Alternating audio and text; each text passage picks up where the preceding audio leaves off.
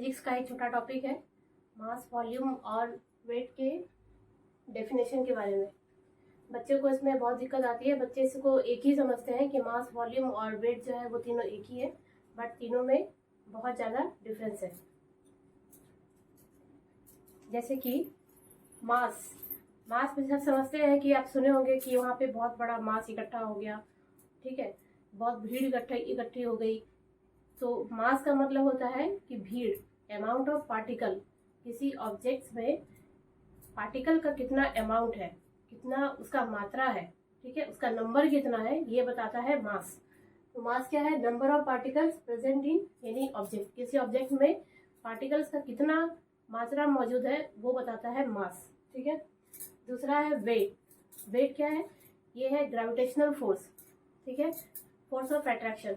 Gravitational force आपको पता है कि अर्थ किसी भी ऑब्जेक्ट को अपनी तरफ एक अट्रैक्शन फोर्स से अपनी ओर अट्रैक्ट करती है, तो वो ग्रेविटेशनल फोर्स होता है। इसी फोर्स की वजह से किसी भी ऑब्जेक्ट का कुछ ना कुछ अपना वेट होता है। जब हम लोग उठाते हैं ना सामान, तो हमको लगता है कि 2 kg है, ये 5 kg है, ये 3 kg, इसका अपना अपना कुछ वेट होता है। तो ये वेट जो होता है वो ग्रेविटेशनल फोर्स की वजह से होता है, जिस फोर्स के थ्रू अर्थ किसी ऑब्जेक्ट को अपनी तरफ अट्रैक्ट करती है, ठीक है। तो वेट क्या हो गया? ग्रेविटेशनल फोर्स, ये फोर्स है, ठीक है। मास क्या है? अमाउंट का, पार्टिकल का अमाउंट है। और तीसरा है वॉल्यूम क्या होता है? ये किसी भी ऑब्जेक्ट के द्वारा लिया गया स्पेस होता है इन 3D डायरेक्शन में, 3D शेप में किसी ऑब्जेक्ट के द्वारा लिया गया स्पेस जो होता है वो होता है वॉल्यूम, ठीक है। तो ये 3 बेसिक डिफरेंस हो गया वॉल्यूम, वेट एंड मास में। मास क्या हो गया? Number of particles present in any object. Wait क्या हो गया? ग्रेविटेशनल फोर्स हो गया, फोर्स ऑफ अट्रैक्शन, ठीक है। और वॉल्यूम क्या हो गया? जो स्पेस घेरता है कोई वस्तु, उसको बोलते हैं वॉल्यूम, ठीक है। अब इसमें हम लगाएंगे आगे कि वेट एंड मास में रिलेशन क्या है, ठीक है। जैसे देखिए मैंने यहाँ एक डायग्राम बनाया है एप्पल का, ठीक है। ये एप्पल आप देखे होंगे, कोई भी वस्तु जो है वो ग्रेविटेशनल फोर्स की वजह से पृथ्वी की तरफ गिरती है, ठीक है, पृथ्वी की तरफ गिरती है, क्योंकि अर्थ उस फोर्स से अपने उस ऑब्जेक्ट को अपनी ओर अट्रैक्ट करती है, ठीक है। तो यहाँ पर जो W है ये वेट को रिप्रेजेंट कर रहा है, M मास को रिप्रेजेंट कर रहा है और G ग्रेविटेशनल फोर्स को रिप्रेजेंट कर रहा है। तो W इक्वल टू हो जाता है मास इंटू ग्रेविटी।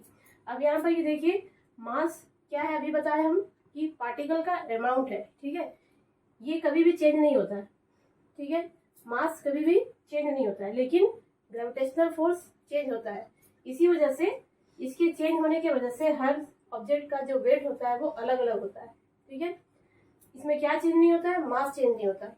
चेंज क्या होता है? ग्रेविटेशनल फोर्स, ठीक है, जो हर वस्तु पे पृथ्वी लगाती है। और इसी की वजह से, इसके चेंज होने की वजह से W यानी कि वेट का जो वैल्यू है हर वस्तु के लिए अलग अलग होता है, ठीक है।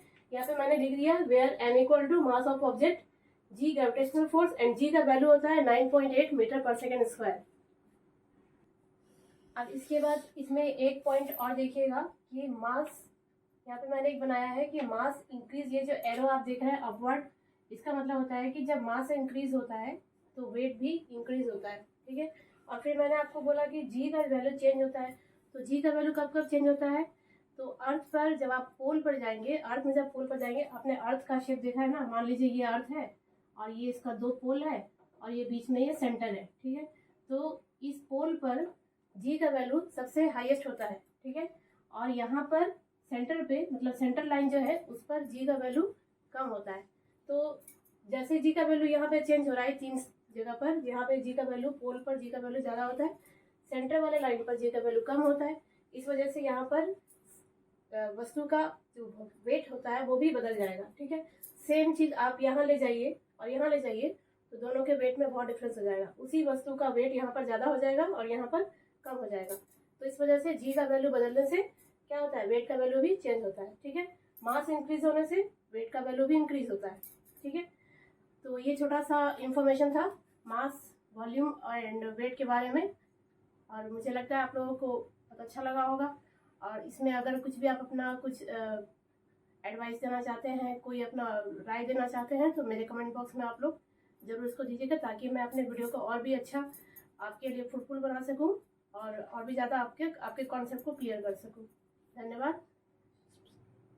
आप मेरे चैनल को सब्सक्राइब एंड लाइक ज़रूर करिएगा। धन्यवाद। शुभ रात्रि।